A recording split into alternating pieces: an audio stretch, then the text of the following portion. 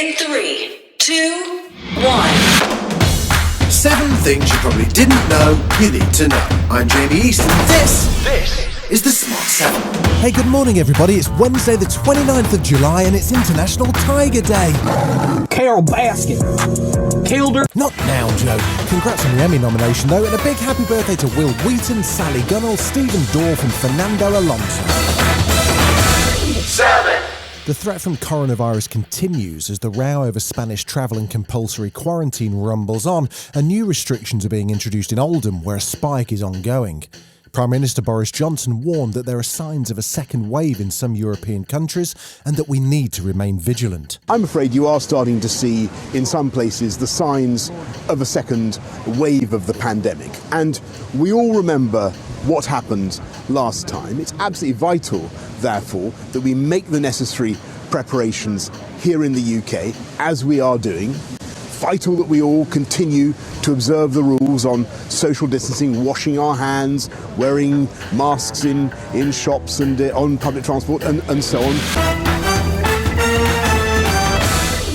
6. In the United States, there's already a coronavirus second wave, or a resurgence of the first wave, as the daily death toll continues to climb with 1,600 deaths in the last 24 hours. And yet, the administration has failed to demonstrate that they're following any clear plan. In fact, Donald Trump Jr. was banned from Twitter yesterday for promoting a video that claimed hydroxychloroquine was a cure, even though it's been disproven. And Donald Sr., speaking at a press briefing, seems amazed that people are judging him harshly as the death toll exceeds 150,000 Americans. We tested more than anybody in the world. I have a graph that I'd love to show you. Perhaps you've seen it, where we're up here and the rest of the world is down at a level that's just a tiny fraction of what we've done in terms of testing. A man works for us, with us very closely, Dr. Fauci, and Dr. Birx, also highly thought of, but nobody likes me.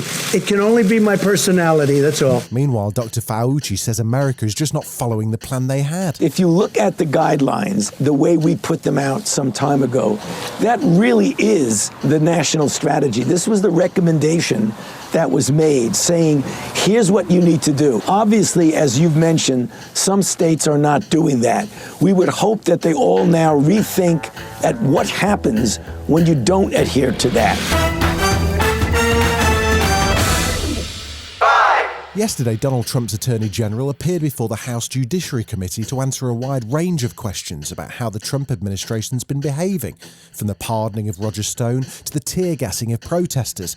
Worryingly, as Donald struggles in the polls in advance of the November election, Bill Barr had to be asked a simple question twice before he even got the right answer. Is it ever appropriate, sir, for the president to solicit or accept foreign assistance in an election?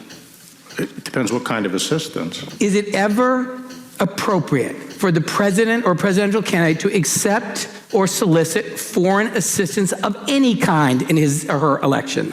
No, it's not appropriate. Okay, I'm sorry you had to struggle with that one, Mr. Attorney General. 4. The Johnny Depp libel trial concluded with final arguments from both sides. His lawyer described the Sun's article as not researched at all and claimed the paper was acting as judge and jury. The Sun's legal team maintains that he systematically abused his wife. Meanwhile, after the conclusion of the hearing, Amber Heard spoke outside the court.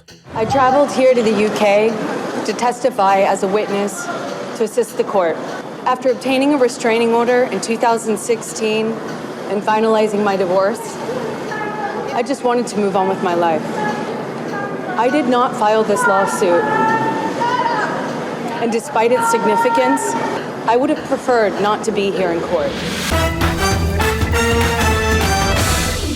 3. In cricket, it was the last day of the Test match between England and the West Indies. England won by 269 runs.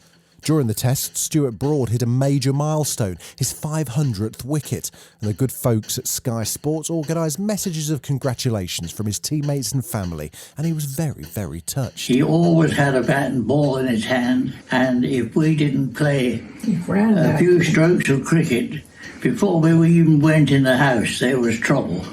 We are so happy for you. You work so hard. We cannot wait to see you. Loads of love. Oh, that's wonderful. Yeah, that's wonderful. Thanks for doing that. That's very special. Amazed you got a few of the players off Call of Duty, to be honest. The Emmy nominations have been announced, and the overall winner yesterday with 160 nominations was Netflix, with 107 for HBO. And the most successful show with 26 nominations was Watchmen. Our sister podcast, Previously On, spoke exclusively to Regina King, the Watchmen star, earlier this year. Or a lot of white people feeling embarrassed as well, and feeling like, wow, what difference would it have made if I, as well, in history class, learned that as a child? Would my regard for race be different? She jumped out at me. I've never seen a character like her before, and to think that I was going to have the opportunity to play her was just like mind-blowing. Other nominations included 6 for Joe Exotic's battle with Carol Baskin in Tiger King. Jennifer Aniston was nominated for her show called Morning Show on Apple TV+, and most surprisingly of all, Brad Pitt was nominated for his guest appearance as Dr. Fauci on Saturday Night Live. Good evening. I'm Dr. Anthony Fauci. First, I'd like to thank all the older women in America who have sent me supportive, inspiring, and sometimes graphic emails. The ceremony will take place on Monday, the 21st of September, and is going to be hosted by Jimmy Kimmel. An Australian outback pub in the tiny town of Yarrakar has had to ban 2 customers, emus Carol and Kevin.